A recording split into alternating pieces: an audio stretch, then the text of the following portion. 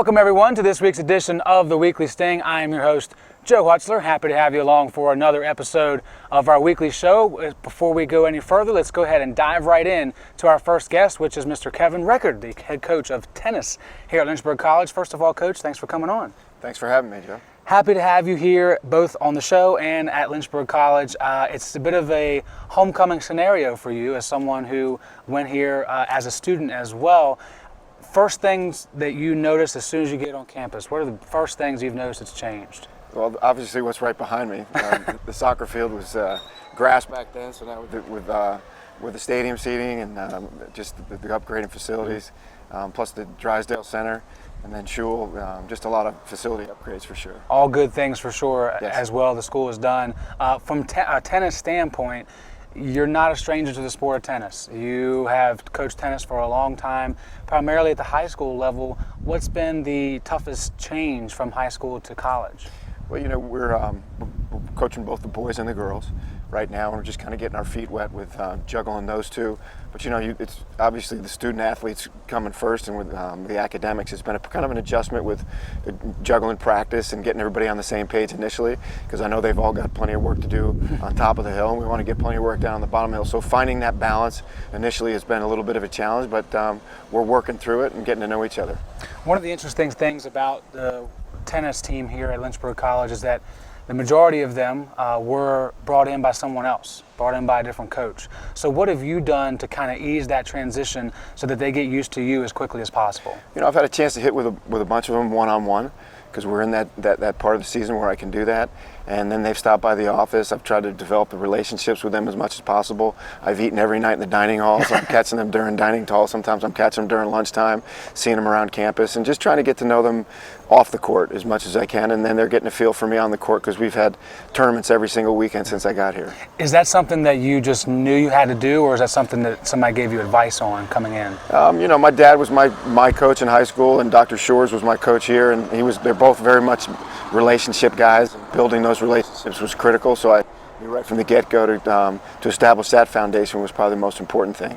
Now, outside of tennis, you do have other hobbies, one of which took a long time to complete.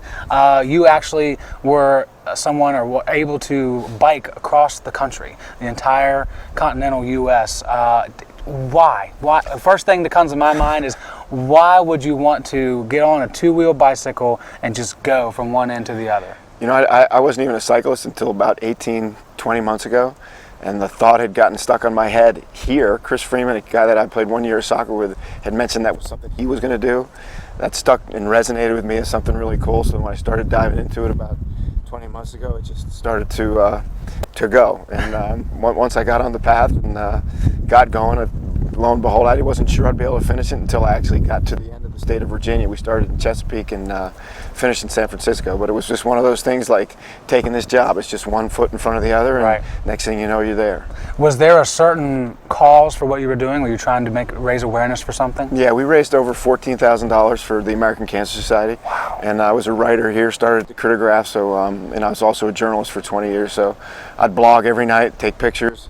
And then we had a little place where people could make a donation after reading the blog, and that thing started to gather steam too. Initially, was trying to raise $5,000, then we doubled that, and then we practically tripled it. So it was a really cool experience. That's so amazing to just have the fortitude to stick with it. Was there ever a moment where you thought, man, this may not be the smartest thing I've done? After climbing the Continental Divide and then facing a 30-mile-an-hour headwind coming down the other side, and then getting up the next day and trying to get all the way to Montrose, that probably was the moment where I said, I'm not so sure about this, but I took a couple days off, and I don't know why I'm wired that way, but sometimes it's easier for me to get on a bike and pedal 80 miles than it is for me to sit in an office for a long period of time. So, and we're all wired differently, and that thing seemed to suit my personality pretty well. So when you're not having an awesome day, we just need to bring in like some pedals and the bottom of your desk. Well, we've got a stand-up desk in the works right now in Wake, and so maybe we'll have some pedals on that thing before we get to the spring season. There you go. Who knows? Be typing up notes and getting a workout pedaling at the same time. I'm sure I'll be twice as productive. That's right. Now, in addition to raising awareness on that ride, you also had an end goal to see your son, who is in San Francisco. That was the thing. When I was stopping in all these small towns, people would say, "Where are you headed?" I said, I'm going to see my son. They'd say, where does he live? And I'd say San Francisco. So that was my theme, was to go see Kyle, who's my oldest boy, went to the University of Virginia, and is an investment banker out there. But Josh, my youngest boy, kind of surprised me. He showed up on the beach as well. He played tennis at the College of Charleston. So it was kind of cool to arrive there by the Golden Gate Bridge, and there was my two boys after coming almost 4,000 miles. Yeah. It was a pretty cool thing. That's not something that you can just make up or script. That's an amazing moment for you and for them. Yeah. When you're going through this time as a coach, coaching younger people, even in high school, obviously, does the fact that you were able to have boys and were able to coach them as well, does that help with that situation? I think so. I grew up around a dinner table where my dad was always talking tennis because he was my coach.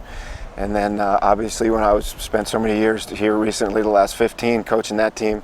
So my boys were always part of the process because they played with me.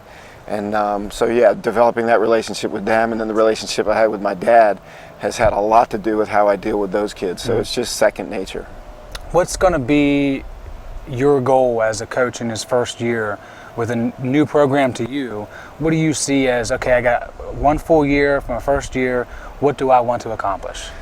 First of all, developing that nice, deep emotional connection with the team, to get to know those kids as well as I can. Just finished doing the schedule, so we have a very competitive schedule. We're going to take a spring break trip for the first time in several years, going down to play the college. I'm sorry. We're going to go down to Hilton Head and play 4 schools there.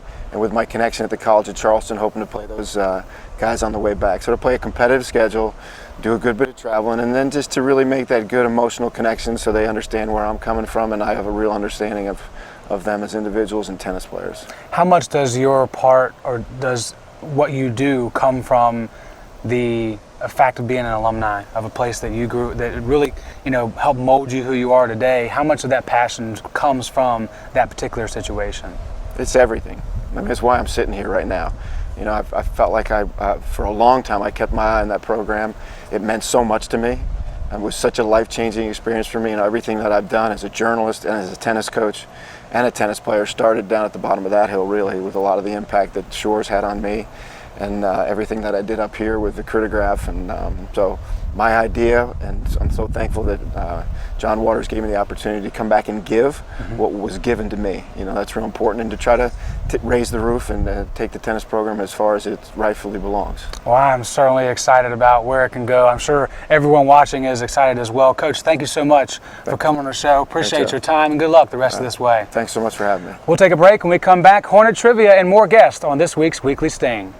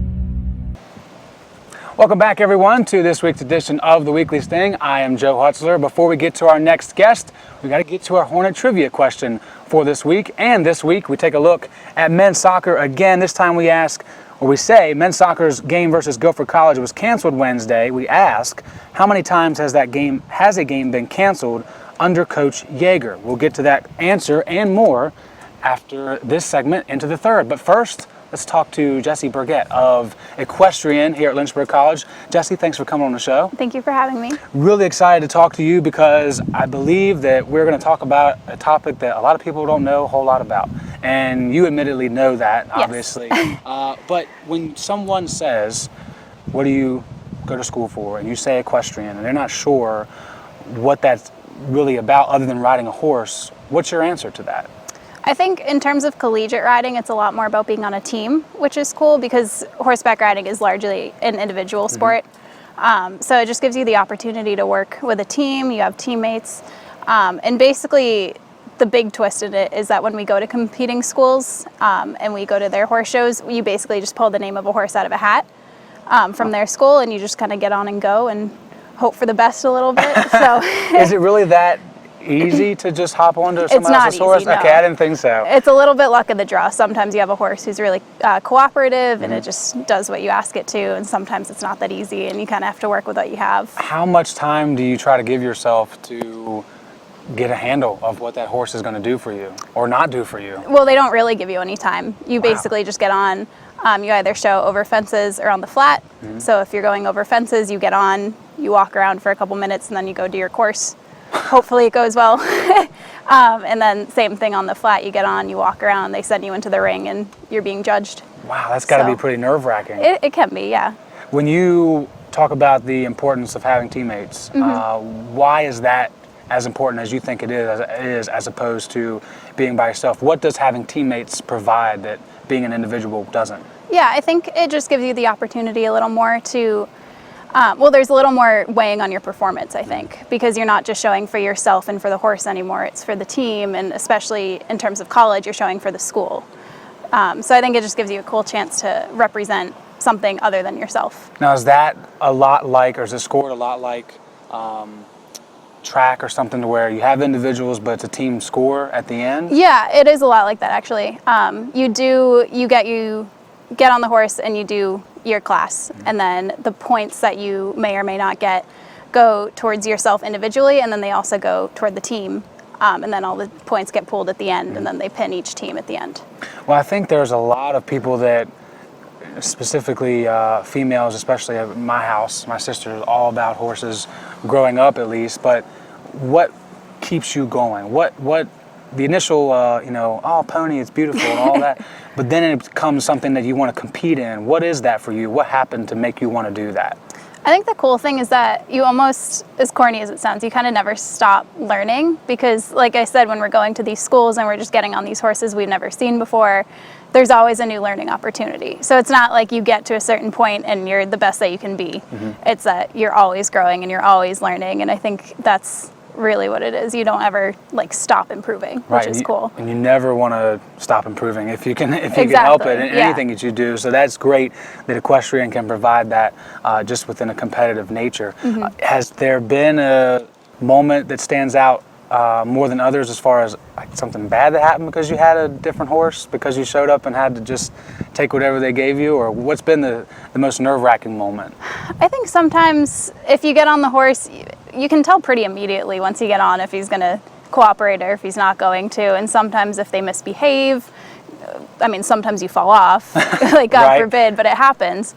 And I think that's part of it, and it can be a little nerve-wracking, but hopefully the good outweighs the bad. Right, and you know it now. Yeah, you it's part of the sport. Kind of know what to expect going into it.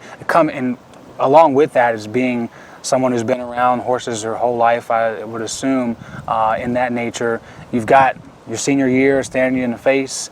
Are there equestrian goals that you have in mind, things that you want to do individually and as a team? Yeah, I think so. As a team, we would love to win an ODAC championship, obviously. Every team would like that. So we're definitely working towards that this year. But I myself, I've never been to nationals, which my teammate Christina went last year. So I think that would be a really cool thing and certainly for myself. Helps to see someone in your own barn that's been there. That was a lot of fun, Yeah, I'm sure that helps out a lot. Let's talk about your, as a kid, was it easily accessible to get to a barn and to have a horse? What was that situation like when you were younger? Yeah, in terms of just riding, it was pretty easy. There was a barn that I've ridden at since I started riding, actually. That was about 5 minutes from my house. So that was the easy part, but I've never owned my own horse. It's a very expensive sport. Yes. So yes. You kind of learn to take what you can get. I did a lot of working, and I would work off some of the bills and stuff to help my parents pay. So that helped a little bit, but That seems to be a running theme. My sister had to deal with the same thing. Still has never owned her own horse, but certainly has ridden multiple ones to this point. Outside of equestrian, you do have time to do other things. You do like to run. Do you get, when you run, I know you said you don't do it competitively, but is there a certain sensation that you get that is kind of like what you get when you're on a horse because you're outside, you're moving, just like that? Is that why you like to do those things? I think so. And I would at some point like to run like either some sort of triathlon or a marathon or something. And I think putting that like competitive edge on it would probably make it a little more comparable to riding a little bit. I think that I can concur. Yeah. Just doing the 10K or 10 miler, last weekend, it just makes it a lot better than going to the treadmill. I'm just going to run for a little bit and that's all. When you have competition involved, it definitely makes it more fun and pushes you more, and I definitely enjoyed it. So I would say from a personal standpoint, go for it. Yeah, definitely. For sure. Last thing I want to ask is just for you as a student athlete, we're on the show, we're doing sports all the time, obviously, but you guys are students first. You're getting ready to graduate. What do you want to do, and what is your overall hope of a career someday that's going to be your full-time moneymaker? Yeah, that's a good question. I'm still working on it. Okay. I'm double majoring in business and sociology. Oh, wow. So I'd like to try to do something that lets me help people and maybe like improves the society that we live in and stuff, which I know is vague, but that's the direction I'm heading in, hopefully. It's vague, but it's also very much needed. Right. I mean, you look around every day, there's someone who needs help. So I think you're putting yourself in a good position to do so. You've helped us out today. So thank you for coming on the show. Really appreciate your time, Jessie. Have a great rest of this season, and we'll talk to you later. Thank you. One more segment coming up on the Weekly Sting. We'll take a break and be right back.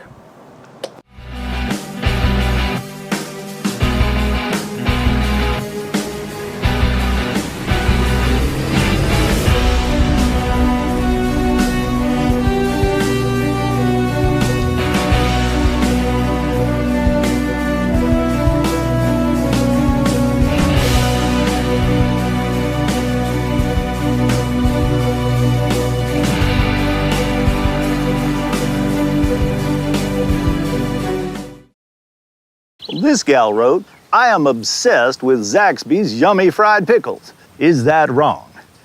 Well, Lisa Campbell changed her profile picture. Ma has a saying, "A fried pickle a day keeps the cravings away." She is a wise woman. Those pickles ain't gonna pick themselves. Mean as a hornet, though. It's fried pickle season. Lightly breaded, fried to perfection, served with ranch dressing. Enjoy 'em before the crop's gone. Zaxby's, indescribably good.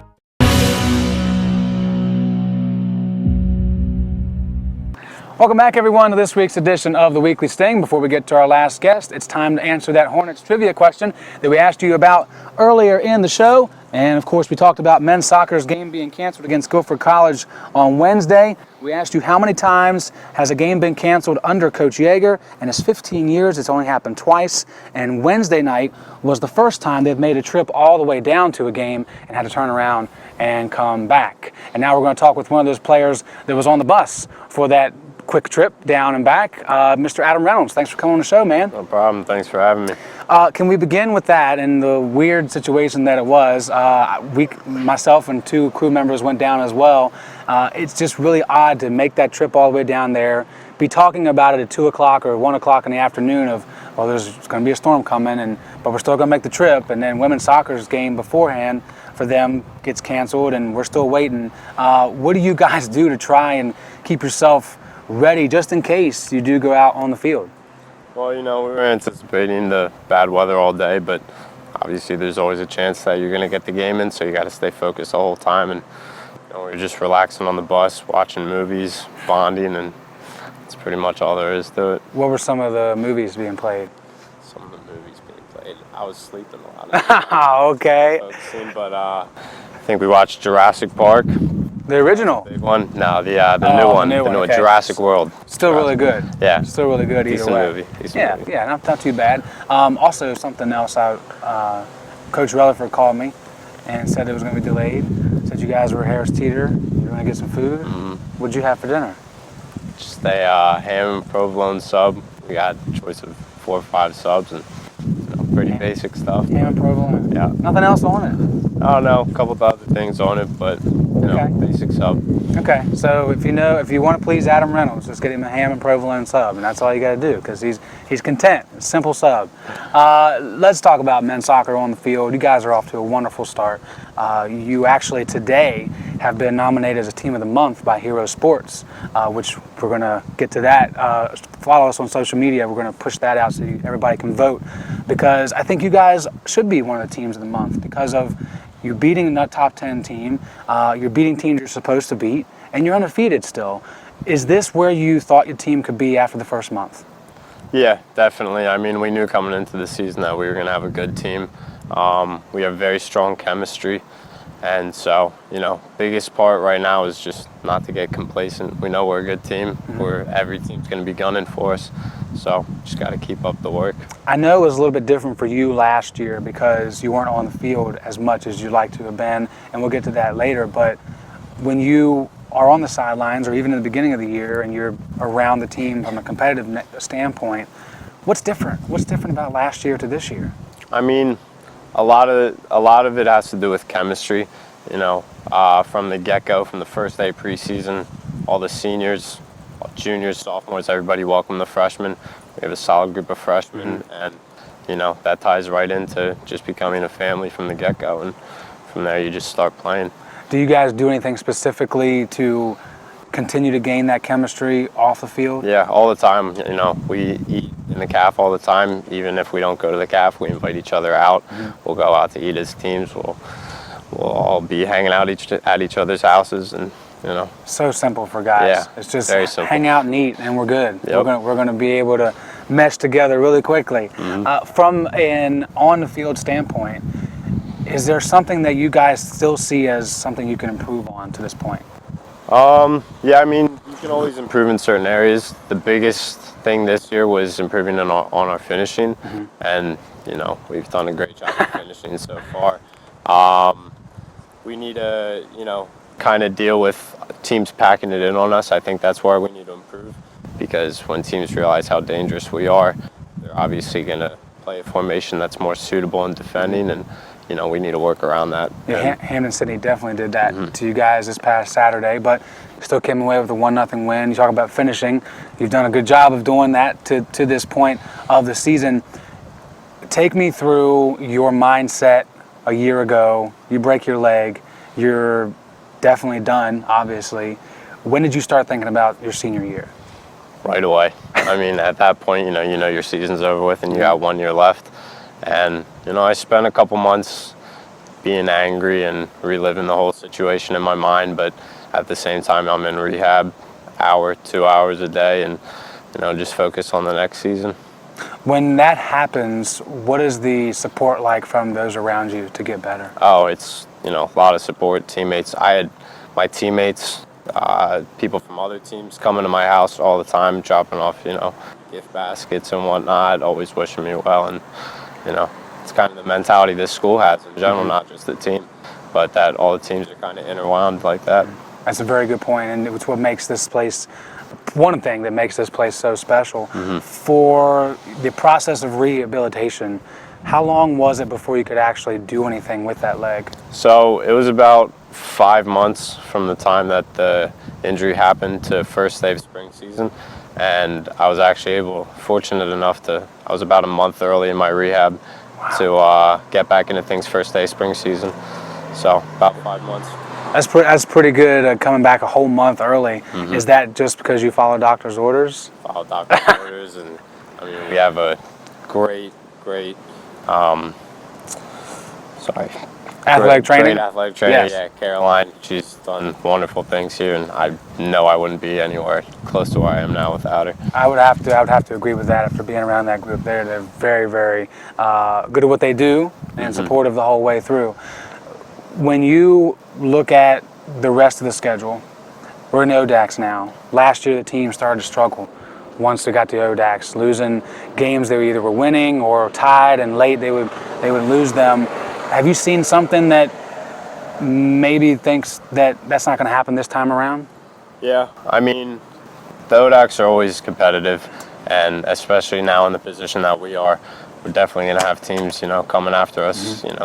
Our name's going to be on the board, to beat. Yeah. And so that's definitely going to put us in a difficult situation, but I think we have the manpower, and coaches do a wonderful job, and I think we're going to be able to deal with it. What's Adam Reynolds' personal goal for the rest of this year? I don't have a personal goal so much as to I'd say my only personal goal is to just be on the field and, help the team out in that aspect, but the overall goal is just to, win ODACs. And it's just from a team's perspective, that's kind of the mindset you have to have.